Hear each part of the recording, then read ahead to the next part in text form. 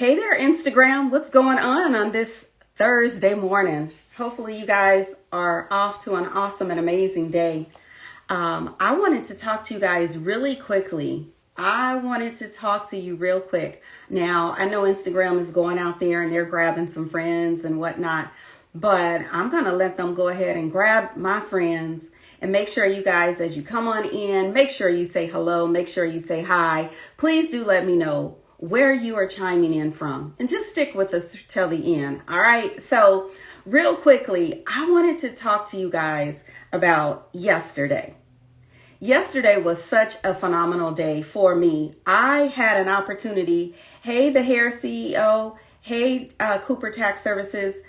But listen, guys, really quickly before I get into the nuts and bolts of what we want to talk about is I had the opportunity on yesterday to be awarded, to receive this outstanding recognition for being a woman in the universe, a woman in the community, giving back to our youth, giving back to other women that need empowerment, need financial education, to learn about financial literacy, and to help build legacy. And so one thing that I wanted to share with you guys as I reminisce on yesterday and think about what took place yesterday is that when we are in environments, we need to take advantage of the connection.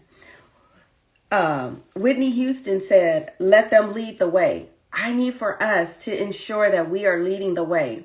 When we are invited to places, we need to make sure that we connect. We need to ensure that we have credibility, and we want to make sure that we show up with confidence. So what is it when I say we need to make sure that we connect? When we walk through the door, we need to ensure that we are connecting with those that are influential in the room, those that could open the doors to other opportunities to us, those that can position us at seats that sometimes we don't envision ourselves being in those seats. But when we go to these networking events, it is our responsibility to not just, show up, but go there with a purpose. That purpose should be to connect. And then you want to think about credibility. Who is in the room that you can connect with that has that credibility? Because when I'm talking about credibility and building your credibility is that trust, you all. Trust. When you build your credibility, that means that someone in that room is saying, "I vouch for Dr. Cozette. I vouch for this individual. She or he is a trustworthy individual, and you can definitely count on them." Okay? So connection, credibility, and then the confidence. You want to walk into the room very confident so that is seen. Confident is something that others can pick up on. All right. So yesterday, when I exited the stage, I had a number of individuals that approached me at the reception, or the end of it was the reception portion of it, that acknowledged the fact that I did a great job, but also said, "Where is it that you learned your speaking skills from? You spoke very well up there. How can I follow you? How can I have you at my next event?" Okay. It's about making an impact, you guys. But when we go to events, we need to ensure that we go there ready to connect, ready to collaborate, and ready to position ourselves so that we are making an impact, but also positioning ourselves so that we are opening doors for the next opportunity. All right. I always say a closed mouth doesn't get fed. So when we go to these events, make sure that we are very, very, very intentional about why we are going to these events.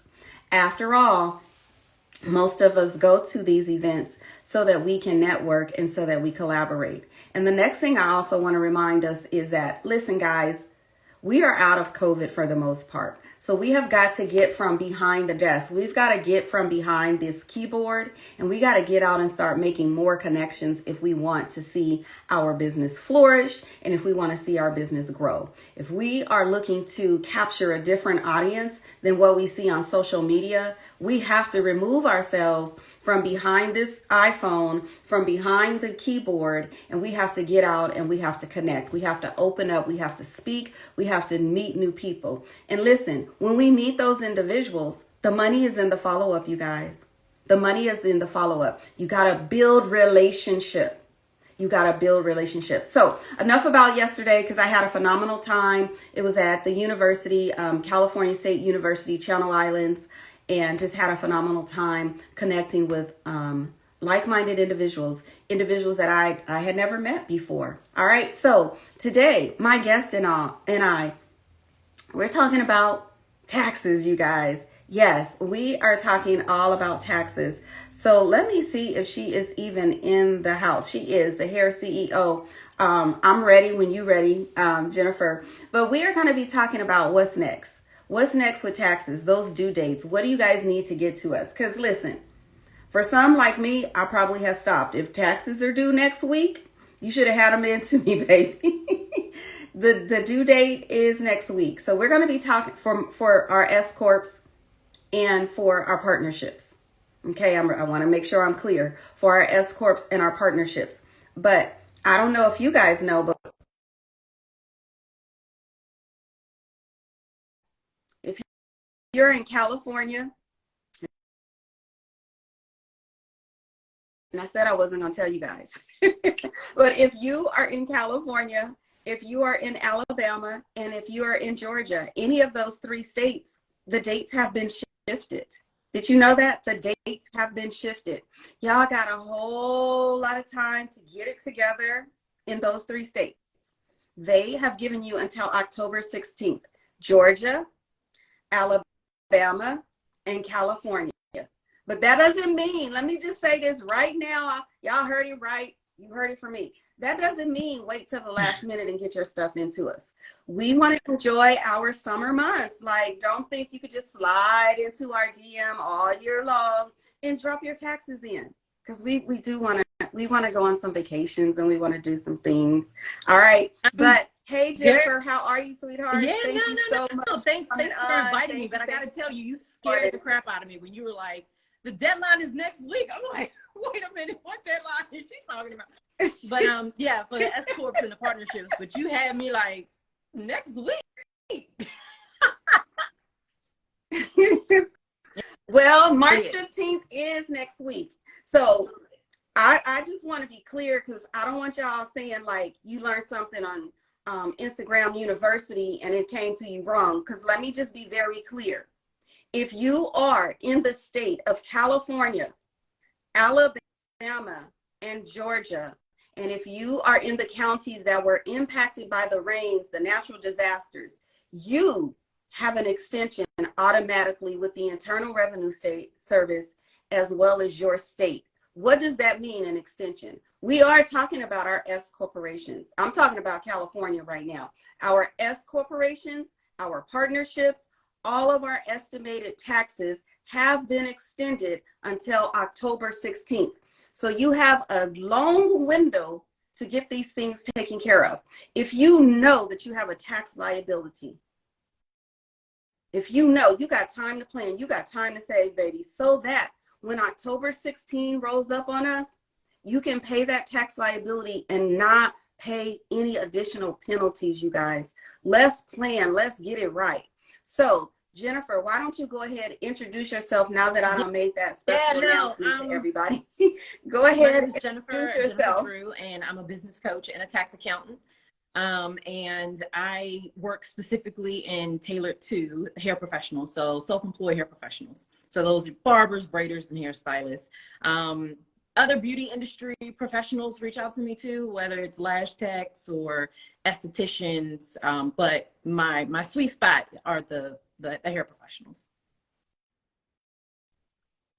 And I am so glad that you said that, because I do have a few hair professionals that reach out to me from time to time, and I usually outsource them. I did work in the industry of the hair care for hairstylists for a minute, and why? You don't like the folks? You don't like the hair professionals? I love getting the hair did. I love getting the hair did. But when it comes to the record keeping and the managing, I gotta exit left because I love them to death. I do. And you know the paperwork. And so we will leave it right there. We're going to park it right there, baby. Hair professionals, it's some of them in here now. They need to know. It's pretty bad, right? It is bad. That's why I had to exit left, because it's like we can educate and empower, but they need a lot of hand holding. And yeah, I'm going to park you right there. And I get so I'm going to let you and talk to them. That's actually why I'm in this field, because you're not the only tax professional who feels that way. I would say the majority of tax professionals feel that way when they mention hair, anything, hairstylist, barber, braider, anything. They run away. They're like, I want no parts of that, for multiple reasons. You have one, because of the records. They're really bad, right? The second reason that I find that people don't want to work with hair professionals is because they automatically thinking fraud. You know, like, I don't know where this money is coming from. The third reason is because it's a very cash heavy business, and they don't want their name attached to cash heavy tax returns. And so, you know, they're just like, I want no parts. Just like you said, you're just like, But I love it. You know, I love the hair professionals. I'm not a hairstylist. I cannot do hair. I cannot braid hair. I can't even shampoo hair, apparently, from what my stylist told me when I owned my hair salon. But you know, I've owned a hair salon before. I was a distributor. I was a importer of hair products from the Dominican Republic. Like, all of my professional career has been in the hair industry in some capacity. And so I just have I don't know, like a heart for hair professionals. I mean, that's who I've been around. And for me, I understand them because I was one of them. Even though I wasn't doing hair, owning a hair salon, you're just thrown into that industry. And right next door was a barbershop. So I speak the language, and I know. And, you know, for me, probably unlike yourself, like, I'm a tax professional because first I was a business owner, and my tax profession came later in life. You know, a lot of people in the financial industry have really been brought up in it, you know, whether they studied accounting, whether they have a master's in accounting, or if they, you know, they have their CPA license. Like, that is where they come from. And I don't come from that angle. Now, I'm still educated, and I will, like, you can put me up against any CPA. I'm an EA, but I tell people all the time, and this is no shade, because CPAs deserve all of the credit. They have gone to school for, they have studied, they have to keep that license active. But I will say, all due respect to CPAs, but CPAs, of course, as you know, can have many different specialties. And there are plenty of CPAs that would not even touch taxes with a 10-foot pole. So that is true. So because of that, I have seen CPAs reach out to EAs with tax questions, but I have never, ever seen an EA reach out to a CPA for tax questions. Ever. Ever. And so I'm not discouraged by that. And my thing is that I think that makes me unique in this industry, because when I'm talking about taxes, I've heard it so many times, like, the way you explain things is so simple. And it's because I come from being a business owner, and I know how, you know, these really educated, I don't know how you want to call them, but, you know, I know how people talk to business owners. And you're not talking to us the way we need to be taught when it comes to our finances. You gotta, like, dummy it down, so to speak, to get it to understand. That's what it's just for being it's relatable. It's not dummy down, because I don't believe I dummy down anything, because my hair professionals are not dumb by any stretch of the imagination. But you need to talk to us in plain language. You know, and that's what I pride myself on. I speak to people in plain language, and I'm coming to you from a business owner's perspective, not an accountant's perspective. I mean, yes, I will give you the accountant's perspective, but first and foremost, I'm going to give you the entrepreneur, the business person. I'm talking to you as an entrepreneur, you know? And so that's why I will always tell people I'm a business coach Correct. first, Yeah. because business is my first passion and taxes is my second Mm-hmm. passion. Got it. So you made a point there. You said that some of us may shy away from the hairstylist industry because they are cash heavy. Okay. I don't think so much for myself that it's the cash heavy, but I will say that to anyone that's on this live, that is one of the I don't even want to use the word risk. It's just one of the areas that is highly looked at when we talk about our taxes, because we know that this particular industry is cash heavy. We know that this particular industry has that cash and carry mentality, so to speak. And I can recall working with someone that was styling my hair, and he only accepted cash. It was like I couldn't write him a check.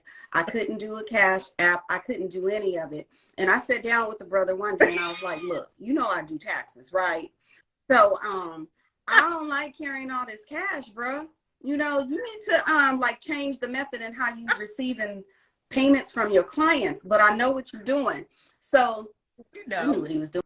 Come on, we know what they're doing. But I just caution all of you, like, just be careful, because there's one thing to accept only cash and think like I'm not going to do a tax return. But I've also had a situation in where I'm going with this is when you register for your license with the state reports that information to the local agencies, the state agencies, as well as the Internal Revenue Service. So they know that you have the license. If you have the license, are you doing hair? Then that's when they come with, let's send them this bill because they haven't done a tax return. And then you're wondering, why did the state send me this bill stating that I didn't file taxes?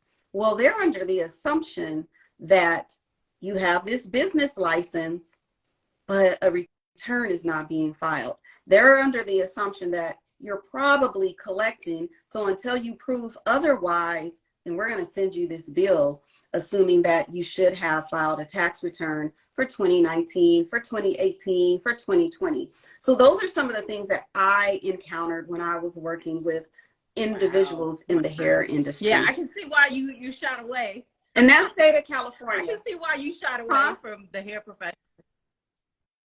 Well, it wasn't just that. It's just the record keeping. And I fully understand that the stylists are behind the chair on an ongoing basis, and they don't always take their 2 days out of the week or their 1 day out of the week to manage their affairs. And that's why it is so important to hire a professional such as Jennifer, who specializes in the industry, to help you guys get it all together. Yeah, it's For real, it's not even just the books, it's planning. You know, you guys need to go out and buy equipment. You need to buy product, you know, you want to go to shows. You want to do all of these things. And so Jennifer is the person that's going to allow you to help you say, well, it's not in the budget, or let's wait and go to this show next year. Yeah, we didn't put this in the marketing clients, budget. I work with people in really 3 different ways. So I have hair professionals that I work with in my business coaching program. And then I have people that I work with for monthly bookkeeping. And then the third way I work with people are for taxes. So for my mentees in my coaching program, we really get into budgeting in one of our, it's like a 5-phase program. So we get into budgeting in one phase, but for my monthly bookkeeping clients, we are doing that that annual budget at the beginning of the year. And we're talking through those things, okay, hey, what type of events do you want to go to this year? Do you need to buy any new equipment? Let's look at how much you spent on supplies last year. Do you think that you're going to have about the same amount of supplies or lower or more? We're going through those things with the monthly bookkeeping. Now, for people who reach out to me just for tax purposes, as you know, if you're working with someone just once a year, it's not much that you can do at that point. It's over. Like, I can't help you. What's done is done. The only thing I can maybe do is remind you of maybe some deductions that you didn't know were there that you've already paid for, but there's no planning. There is no like, oh, let's do this. There's none of that, because literally when you come to someone to just prepare your taxes, at that point, it's nothing else for me to do. You've done what you've needed to do during the year. Like, you didn't have any guidance. You didn't have any, any type of, mentorship at that point. So it's really not much that can be done when you're, coming to someone to file your taxes. Right. And that's why it's so important for those of you who are listening to be proactive rather than reactive. Proactive is planning. Reactive is just, taking what came and you reacting based upon it. Like even when I said earlier, for those of you who are just coming in, when I was talking about the deadlines and how in some of the states they've been shifted, now is truly the time to get your return done. Because if you know your tax liability, you can be proactive and plan, put a strategy together as to how you're going to plan or how you're going to pay this tax liability come October 16th. And you're not paying any additional fees, the late penalties, etc. is giving you an opportunity to plan. Again, proactive versus reactive. Another thing I want to say to that, that's another way where, the 3 ways that I work with hair professionals, when I'm working with them in the coaching program or I'm working with them in monthly bookkeeping, I can really prepare them to set that money aside during the year. So we're not even talking about paying really big tax liabilities, but the folks that come to me around now, and I haven't worked with them for coaching or I haven't worked with them for monthly bookkeeping, they have liabilities. They have really large tax bills sometimes. Yes. Like, again, it's like some of them are like, what can you do, Jen? I mean, I'm gonna do everything I can do legally, but at the end of the day, you didn't pay any taxes. Like, I can't really help you. It's just, it comes with being an entrepreneur. It comes with being a business owner. You are responsible for, paying some taxes. So I want you to pay the least amount possible, and I will do everything in my, in my realm to do that, to make sure that you are not paying a dime more. But I'm not a magician. Right. So one thing that we as entrepreneurs, we need to come to realization is every dollar that we get is not ours. So just because we make $1 today, that doesn't mean that we are getting that full amount. We need to realize that maybe we're only getting $70, maybe we're only getting 80, maybe we're getting 90. We know that some portion of that dollar is going to the Internal Revenue Service. So if we just take on that philosophy, that habit, and shift, then and it is a shift, you guys, because it is hard for some to save. Here's the thing. Even before the shift of mindset of knowing that every dollar that comes in, a portion of it is for the Internal Revenue Service, we first have to stop charging $1. It's maybe you need to charge $1.25, because now we need to just know in our minds that we have an expense. So let me charge $1.25, because I know a portion of it has to go to the IRS. So again, not just because it's 2 parts. And I always like to talk about the pricing part before we talk about the tax part, because it's important. And again, I think this is where a lot of traditional accountants fail when they're talking to business owners, because they really want to just talk about the tax liability. Oh, you got to pay tax, you got to pay tax, you got to pay taxes. Well, to a business owner like myself, I don't want to hear that. I do not. Yeah, I want to hear about what are the margins. I do not want to hear that I owe taxes, period. Yes. I don't care what day it is. I don't care if it's, I could be like having the best day ever. I will never want to talk about the fact that I owe taxes, ever. So let me ask you a question since we're on this. How do you work with a hairstylist, a business owner? They're the business owner. They own the salon that is stuck on not raising his or her prices, yet they're consistently complaining to you as their financial advisor. They refuse to raise their prices, I have sat in their chair numerous times and said, you got to raise the prices. You got to raise the prices. If you don't raise the prices, at that then point, don't tell they're me not you my broke. client. Because to be my client, you have to be coachable, right? And if I'm telling you, listen, you need to raise your prices, if you are not listening and if you're not raising your prices, then I can't help you. And you're wasting your money dealing with me, because I am going to tell you what needs to happen. Like I say, I'm not going to come with first, hey, you need to pay taxes. I'm not even going to come at you like that first. I'm going to come at you like, you know what? You've not been collecting taxes. It's probably because your pricing doesn't include the cost of taxes. So let's get that done first, and let's increase the prices so that now we are not feeling the pain of paying those taxes. Now, parting with, if you already have that in the budget, like, okay, I know that if I want $1, if I want $1 to myself, I need to charge $1.50, because I'm just going to put that 50 cents over to the side and keep my $1, then that's a whole different conversation. You see the difference there when you're talking to a business owner? Nobody wants to hear you got $1, you got to give 50 cents away to the IRS. That's the wrong approach. I don't want to hear that. Right. Right. And so I see a comment in here. You can also set up something in the point of sales to automatically deduct taxes. That is true. And I just want to make a point so that our business owners out here are fully clear on this.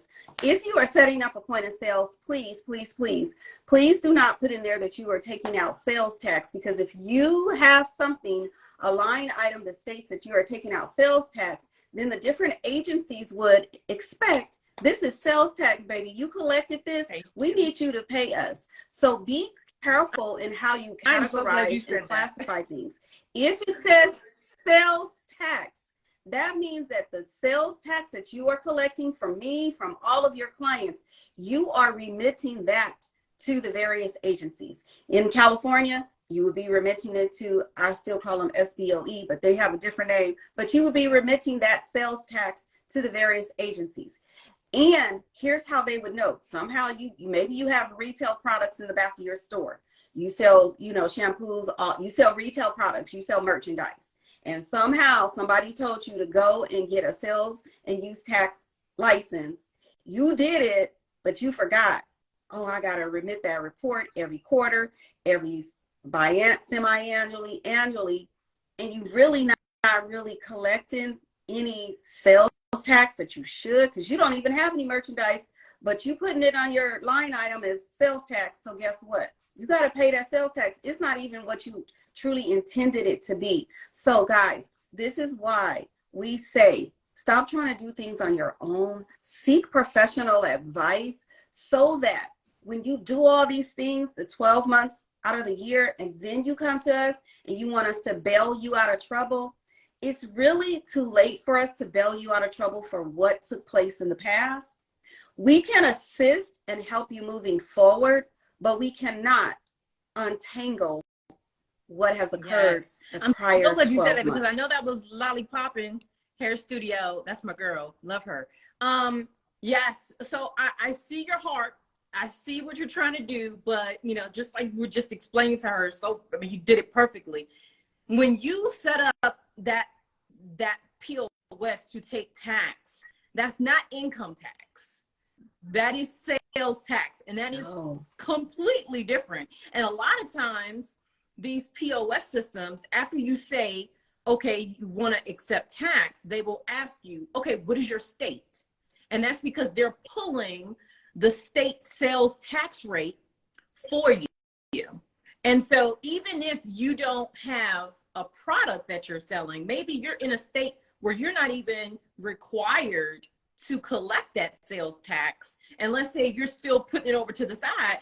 Well, you're still not collecting enough. So it's no substitution for pricing your services with income tax in mind.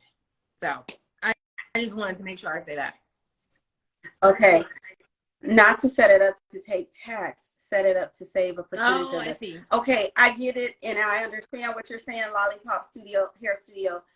Thank you for clarifying that. but I still think that that message needed to be heard by some, because I know that it is a practice that I have seen in the industry. Even though I don't, like I said, I don't have too many hairstylists, but I know a lot of what you guys do. Here's another thing I want to make mention of. You know, since we're talking about categorizing of expenses and income, when you all get tips, you need to ensure that that is taxable income, you guys. I don't know if you thought it was free money, but it's taxable income. So I'm not sure how Jennifer educates you all on how to classify it, but I would recommend a separate line item. Why? Because you can track, especially when you get down to the budgeting, you could track what's your income, what's your tips, because the tips are going to fluctuate. You know, it's not it's not in stone that a client has to pay you a tip. So of course that will fluctuate. You might have somebody, you messed up their hair, they didn't like you, they ain't giving you no tip. So you can't even project that. So you can project it if you look at historical, like what do you average make, or what do you get in tips over the last, you know, whatever. You can project by looking at some historical information. But I would actually say, let's break that down into two buckets. We got our income, and then here's from salon, sitting behind that's not talking about merchandise. That's not talking about any products. Yeah. That's a separate line item, tips. Okay. So, what advice would you give to all of the hairstylists that are listening to us? I would say, morning? Definitely don't be afraid of taxes. I agree that with you that, you know, you want to work with a professional. Don't try to do it on your own. It's very complex, and I don't think it's worth the time that you would need to spend trying to understand it and figure it out. Then it would be just to hire someone that can do it. Because I found that even, you know, the most astute hair professionals will try to go out and do it on their own and still get it wrong. You know, there are a lot of mistakes that I've seen. Like, just to give you an example, I was doing someone's taxes this week, and, you know, he kept telling me that he needed to file an S corp, you know, he had an S corp. And I just I was just like, I need confirmation. Give me your S corp letter. And he was like, oh, I didn't get one. I said, well, you need to call the IRS and you need to have them fax it to me before I will do a S corp filing for you. And so he called the IRS, and he was really kind of pissed off at me because, you know, he's just like, I don't understand why I got to go through this. Just file the S corp. I'm like, no, sir. If you want me to do your taxes, I need this letter, because number one, we need the date of when your S corp was effective, right? Right. So I was like, listen, either way, we need the form, because the date is important. But long story short, this guy wasn't even an S corp. He wasn't even taxed as an S corp. Right. And here's the thing. He was taxed as a C corporation, and he didn't even know. He did not know. He just was like, I'm an S corp, I'm taxed as an S corp. I know. And he was literally annoyed with me because I was having him go get some information that we needed for his tax return. And look what happened. Was he paying him? He did have payroll. Did he have payroll? It wasn't set up. It wasn't done correctly, but he had payroll. But that was the other thing. I'm like, I get it. You've paid yourself on the payroll, and that's nothing. He was like, I put myself on payroll. Like, I know I'm taxed as an S corp. Oh, okay. He was not. So. Well, like I said, I've had my fair share of working with hairstylists. I'm talking about those that are behind the chair. You know, the salon owner has a different mindset. To be honest with y'all, a different mindset. But for those working behind the chair, I've experienced, I've dabbled, I've had my experience.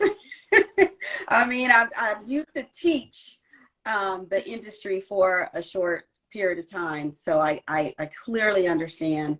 But what I would like to say as we wrap up, and I'm going to let Jennifer share her final words as well, is that you guys, you need to pay yourself first. You need to make sure that you allow a professional who knows what he or she is doing to assist you. You guys are professionals behind the chair. doing what you do best, and that is in the industry of hair, making us men and women look fabulous with our hair. You know, putting the color in there, trimming the edges, making sure that the scalp is clean, making sure that we don't over fry our hair. Braid the hair. Like, that's what you guys do best. We are good at analyzing. We are good at projecting. We are good at cutting costs, helping you save money. We are good at looking at the codes and using them to our best ability to help you reduce your tax bill. We're looking at some projections to determine when you can shift from an LLC to maybe an S Corp, maybe a C Corp, to come out of that sole proprietor that you should never even be in. You should never be, but if that's what you choose, then you haven't spoken to a great professional who has shared with you the value of becoming an LLC and or an S Corp. I would not tell someone to start their business off as an S Corp because there are a lot of costs involved. There are a lot of regulations that you need to abide by if you decide that you want to become an S Corp. It sounds sexy by all of these YouTube teachers, by all of these TikTok educators, and excuse me, but when you step into that realm, you're stepping into a different league, in all honesty, you all. So look to Jennifer if you are a hairstylist, if you are a barber, if you are anyone in that cosmetology industry, look to Jennifer. She is the go-to person for this, for taxes, for bookkeeping. And I don't like using the word bookkeeping. It's accounting, you guys. It really is accounting. It's strategically planning. It is keeping your butt out of trouble with the Internal Revenue Service. I don't know if you guys know this because we didn't say this, but for every industry, there is, I like to call it a template that the Internal Revenue Service uses. So when you have a business code that says you are in the in the cosmetology industry, they're looking at that to say, oh, this is what Jennifer should be making as a business owner because she's using this code. These are the typical expenses. This is the average or the typical income that we anticipate to see. If it's out of the realm, if it looks awkward, if the income is way high, the income is extremely low, the expenses just look out of whack, guess what? It's a signal to say, let's look a little deeper into this to determine if this information is correct. So I'm going to say it for the last time. Y'all need to hire Jennifer. Let me say it like this. You need to have a conversation with Jennifer to see if you are a good fit. I don't work with everybody. For Jennifer. We don't work with any and everybody. I got to be real transparent and real clear because everybody is not our client. Thank you, because I was about to say my last word is everybody does not need to hire me. I have to watch my words, y'all. Like, I got to be careful what I put into the universe because we for real here. So what are the final words that you would like to say to those that are listening to us, our hairstylists, our business owners who are overseeing this salon, the barbers? What would you like to say to the industry? You know, we are in February and no, we're in March. Jeez, we're in March. Oh my goodness. Nope. See, I got the accountant brain right now. We're in March. I would just say we're wrapping up February, y'all. That's where she's at. That's we're what wrapping it is. up the books. That's where my mind was. Yeah, I would just say, you know, it was best to have your records together in January, but now today is the next best day, I would say, to just get everything together. You know, the best time was in January. The next best time is today. So, yeah. Right. So, the hair CEO _ and all other platforms, the hair CEO. So YouTube, I'm starting back up my podcast, so Apple Podcasts and TikTok, and of course IG. All right, so let me get some shout outs real quick. Miss Shore Business, thank you for joining us. I am Natasha Monique. Thank you for joining us. Oops, let me Bree Breathe, and I'm not going to mess up your name, but Breathe Vanderpool, Wade Precision, Senior Maxwell 4, Alan Pretty, 8-Figure Urban. How you guys doing? Thank you so much for joining us this morning. I am here in California, so I'm going to say it's still morning for me. For those of you who are on the East Coast, you guys are well into the noon time, the lunch time, but thank you so much for joining us. We were just having a conversation on taxes. We were having a conversation on really getting it together, our deliverables, our due dates. We're talking to our stylists. We are just really helping you guys empower, educate, and share some knowledge, drop some gems this morning to you guys so that you are really staying in the know. I wanted to just really reiterate to those of you who are in the states of California. We're talking about the Franchise Tax Board. You're in the state of Georgia. You have the, I want to say, Department of Revenue for Georgia and Alabama. We have been granted an extension until October 16th. October 16th, we have been granted an extension to get our taxes in. I'm going to reiterate it again because I also said don't wait till the last minute because we don't want to be working all summer. But on the serious side, the agencies have extended time for you to file your taxes on the state level as well as the federal level. We are talking about our S-Corps, our partnerships. We're talking about our estimated tax returns. This also applies to the individual tax returns as well as the C Corp, the C Corp, which is the 1120 returns. If you are a not-for-profit, it didn't even really address it, or maybe I just bypassed it. I would double check with your professional. I don't want to mislead you and give you any wrong information, but I'm also probably sure that it is going to fall into the same due date of October 16th. But don't listen to Dr. Cozette, because I don't want nobody to say I heard this girl on Instagram on the 9th of March say it. No, I said check with your professional, inspect what you expect, double check, okay? Double check the nonprofit. But the rest of them, I'm accurate on that. The dates have been extended to October 16th, you all, of this year to actually file the return. Guys, I said it earlier, I'm going to say it one more time. Don't wait. Because if you have a tax liability, at least you know what that liability is, and you have this window of opportunity to save, to get it together, to see what you can possibly send in. If you cannot send in all of it, send in what you can so that you reduce the liability. The IRS is willing to work with you. You're talking to Jennifer, she's an enrolled agent. You're talking to me, who has years of experience in this industry.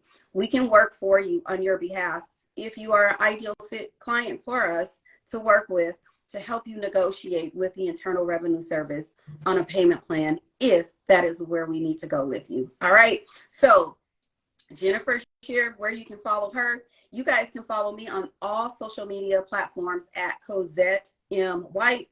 I am on YouTube as Dr. Cozette M. White. For my tax professionals who are listening, for my CPAs and my enrolled agents, I want to invite you guys out to Los Angeles. In May, I am doing what we call Thrive Live. It is a 3-day conference designed specifically for my EAs, my tax professionals, and my CPAs. On day 0, you guys will have an opportunity to earn continuing education hours. I am an IRS service provider for continuing education. On day 1, 2, and 3, we're talking about putting that business together, you guys, building a business. I'm not talking about a hobby. I'm talking about building a business. We're going to be working on your mindset. What is preventing you from raising those prices? What is preventing you from really building a business? What obstacles are you battling up here? We're going to put together a strategy to help you reach your goals for the duration of the year and beyond. Day 2, I'm going to be working with you guys on pricing. I am a beast at pricing. I will admit it. I am a beast at pricing. I do not play. We're talking about pricing, packaging. Did she fall off or I lost her? We're talking about pricing, packaging, as well as proposals, you all. We're talking about our messaging. For all of you listening to me, if your messaging is off, if you are not speaking to your category of 1, your ideal client, if you are not telling them exactly what they want to hear and speaking their pain points, you're wasting your time here on social media. You're wasting your time, and I guarantee you, you're not converting your clients in the manner in which you would like to see yourself. We're going to talk about scaling. How do we scale with systems and automation as well as a team? Listen, I can't wear 5 hats, you guys. I am only one person. I am a brilliant woman. I will admit that, but I can't do everything in this office here. I have to reach back, pull others into the office, and bring them forward with me. These are the things that we're going to be covering. Click the link in my bio, you all. Click the link in my bio to learn more about Thrive Live. I want to see you guys here in Los Angeles. I want to see you here in the sunny state, California, May 11th through the 13th. All right. I don't know what happened to my guest, Jennifer. Make sure you guys follow her. If you are in the hair industry, make sure you follow her right now. Stop what you're doing, because you're going to forget if you don't do it right now in the moment. Follow her right here on Instagram, and head on over to Facebook as well as YouTube, and make sure that you follow both of us as well. You guys, listen, as I always say, have an outstanding day. Stay fabulous and do it on purpose. You guys have an amazing Thursday, and I will catch you on my next live. Bye-bye.